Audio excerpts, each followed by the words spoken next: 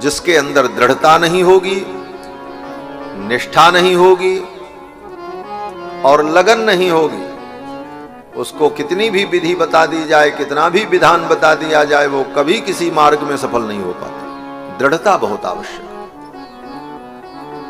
5 महीने में ध्रुव जी को ऐसी समाधि प्राप्त हो गई और उसका परिणाम बोले जितने देवता थे सबकी सांस बंद हो गई महाराज, सब देवता का बढ़ा गए। ये 5 वर्ष के बालक की ऐसी तपस्या, ये तो संपूर्ण ब्रह्मांड की शांति का अपनी ओर आकर्षण कर रहा। जब कोई व्यक्ति तप और साधना में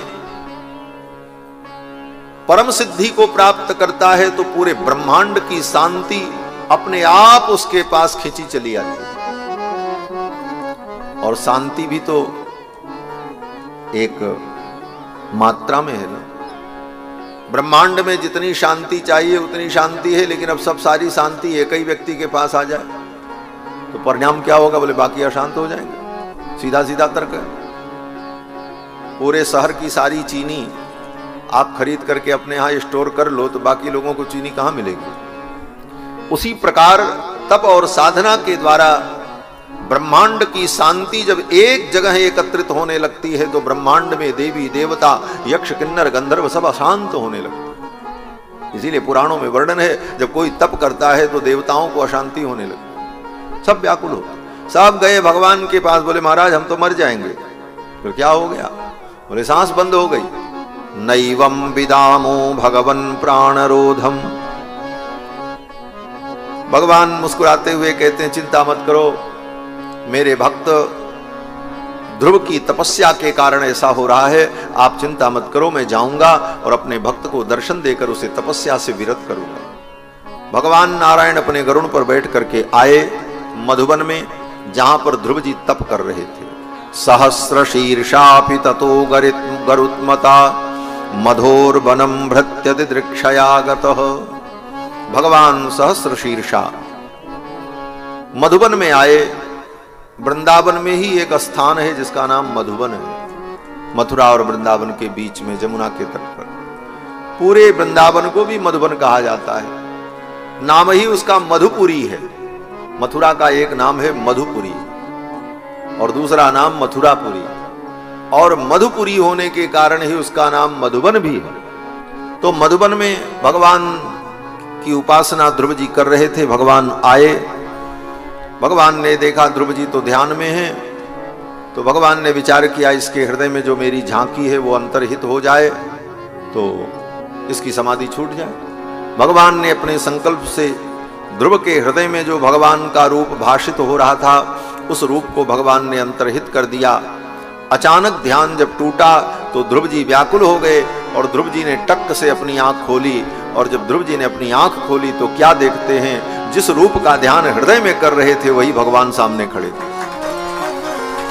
अभी तक जिनको हृदय में देख रहे थे वो भगवान आंखों के सामने खड़े हैं। सशंख चक्रम सकिरीट कुंडलम सपीत वस्त्रम सरसी रुहेक्षणम सहार वक्षस्थल कौस्तुभश्रियम नमामि विष्णुम शिरसा चतुर्भुज। चतुर्भुज भगवान को प्रणाम किया।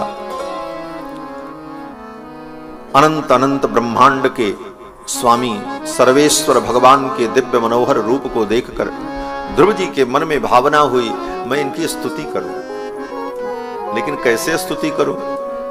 5 वर्ष के ध्रुव जी अभी विद्यालय में गए नहीं, पढ़ा भी नहीं है,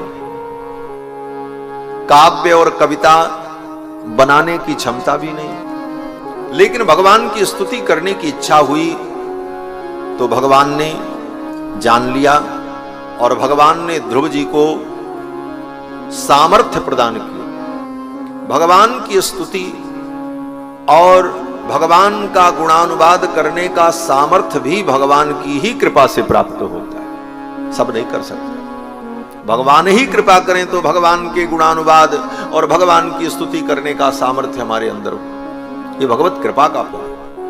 ध्रुव जी के मन में हुआ मैं भगवान की स्तुति करूं, शक्ति नहीं है, सामर्थ्य नहीं है, लेकिन इच्छा हुई तो भगवान ने कहा ठीक है मैं तुम्हें शक्ति देता हूं, सामर्थ्य देता हूं। और भगवान ने क्या किया? बोले अपने ज्ञानमय शंख को ध्रुव के गाल पर सटा दिया। शंख चक्र गदा पद्म धारण किए थे भगवान। अपने शंख को ध्रुव के गाल पर जब सटाया तो उसी समय ध्रुव जी के अंदर चारों वेद, 6 शास्त्र, समस्त विद्याएं प्रकट हो गई। पढ़ना नहीं पड़ा। सुखदेव जी कहते हैं कि कृतांजलिं ब्रह्ममयेन कंबुना पस्पर्श बालम कृपया कपोले।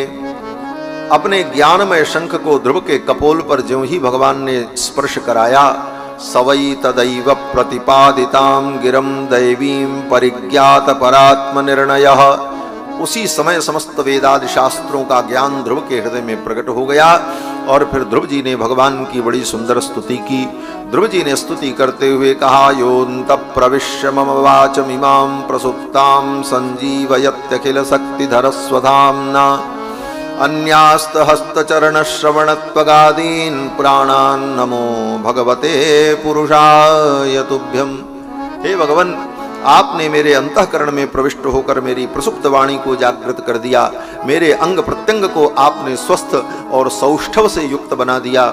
इसलिए हे प्रभु, आपके चरणों में मैं कोटि कोटि प्रणाम निवेदन करता हूँ। ये कहते हुए ध्रुव जी महाराज ने भगवान के चरणों में प्रणाम किया, बड़ी सुंदर स्तुति की। और उसी समय भगवान ने प्रसन्न होकर के कहा, बेटा, पिता का उत्तराधिकार तुम्हें प्राप्त होगा। 36,000 वर्ष तुम राज्य करोगे और फिर राज्य करने के बाद तुम्हें उत्तम लोक की प्राप्ति होगी। तुम्हारे लिए मैं उत्तम लोक ध्रुव लोक बना दूं। ये सब भगवान ने ध्रुव जी को बिना मांगे दिया। ध्रुव जी 24 वर्ष के राजकुमार हो गए और तपस्या करके जब घर लौटे, गए थे 5 वर्ष के, लौट के आए तो 24 वर्ष के युवा होकर के आए और तपस्या में सिद्धि प्राप्त करके, वरदान प्राप्त करके आए। अब तो पूरे राज्य में महामहोत्सव मनाया गया और जिन पिताजी ने महाराज उत्तानपाद ने निरादर किया था, वही पिताजी दौड़ करके आए और स्वागत किया, हृदय से लगा। मां सुरुचि जिसने अनादर किया था, वो मां सुरुचि भी आई और ध्रुव को हृदय से लगा लिया। ध्रुव जी ने उन पुरानी बातों को भुला दिया और सबके प्रति ध्रुव जी का समभाव रहा, क्योंकि जिसके हृदय में भगवान की भक्ति आ जाए वो किसी के प्रति दुर्भाव रखता ही नहीं।